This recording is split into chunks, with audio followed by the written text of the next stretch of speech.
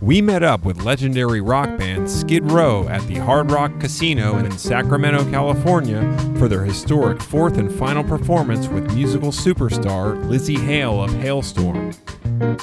We thought this would be a great opportunity to share some free Chibson merch, but also dazzle the boys with some well-rehearsed backstage street magic. And this, if you can see this. Tread on me! Once the time was right, I began to ask some hard-hitting questions about the band's recent performances with rock superstar Lzzy Hale. I don't know, just me personally, hearing it the way she sings them, it just hits you hard. You know, you're like, wow, it's a whole different perspective, a different voice, but it's just so good, so good. She was so positive about it and wanted to be a part of it. It was inspiring to us, and I think that, I think people see that when we play live and we're doing sound checks and stuff on the songs that have been around for a really long time. And she owns it. Like, she came into rehearsal for one day and she knew those songs as if she had been singing them her whole life. She is like a fully bona fide badass rock star. She is the kind of person they make movies about. Her energy is just incredible. We get to do it again in a couple hours, and it's very, very, it just pumps your heart up.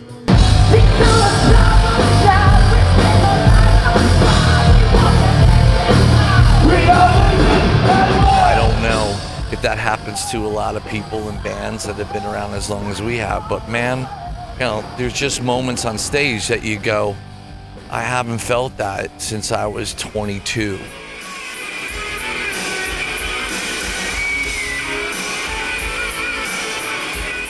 Reflecting back on the early days, I asked the band if they could remember the moment they had become a success. We were working at the music store. All three of us. Yeah, and we got the phone call saying, guys, you could quit your day job. And that's when it all went like, holy shit, this is really happening. Like this is really happening. We went on tour and we were really, really busy. We were playing every night. We were playing on nights off from Bon Jovi tour, and it was all happening so fast that we didn't see it. Everybody else saw what was happening to us. It wasn't until I think we finally got a break for like a week and went home and maybe went to the mall. I think this happened to you guys too. Yeah.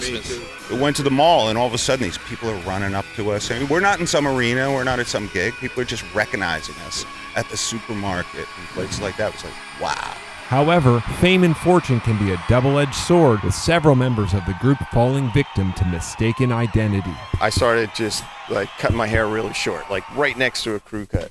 The first Mission Impossible came out. Everyone's like, Tom Cruise, and I'm like, no, it's really not. It's really not. I've been mistaken for Scotty quite a bit. Yeah. And Scott, and where's your nose chain? Yeah, they'd ask Scotty, where's your nose chain? Yeah, we'd get mistaken for each other. David Coverdale asked me that. I've gotten Neil Young, I've gotten Ted Nugent, I've gotten Ace Frehley, I've gotten Rachel Bolin, Snake Sabo, and the other day I got Chris Cornell. But the chances of getting mistaken on this night were extremely low after we were told that the band had sold out the Hard Rock Casino. It's no secret that Skid Row has seen their fair share of ups and downs on the road.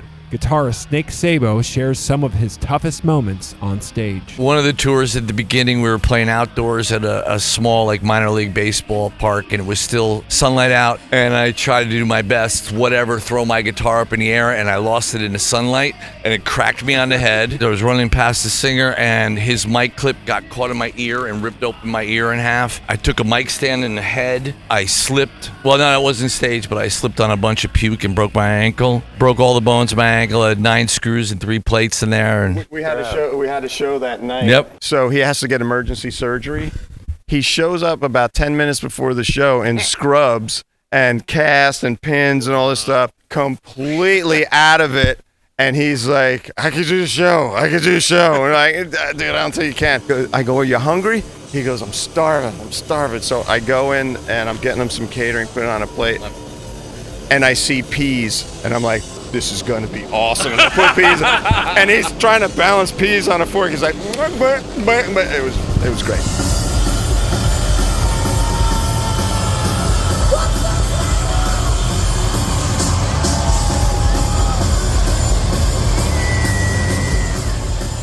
If time machines existed, And you could get in a time machine and go back and tell young Skid Row one thing. What do you think that thing would be?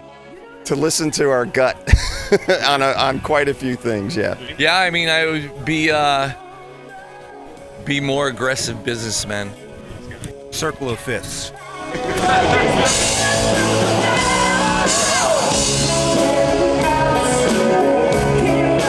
One of the big goals for us, we just wanted to play music for a living. And we've had the opportunity to do that for 30 some years. So it's been pretty great.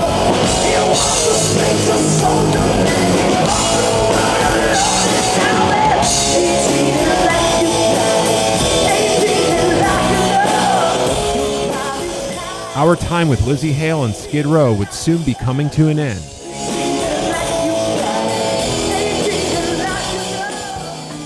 But for the members of Skid Row, they would soon embark on a new beginning.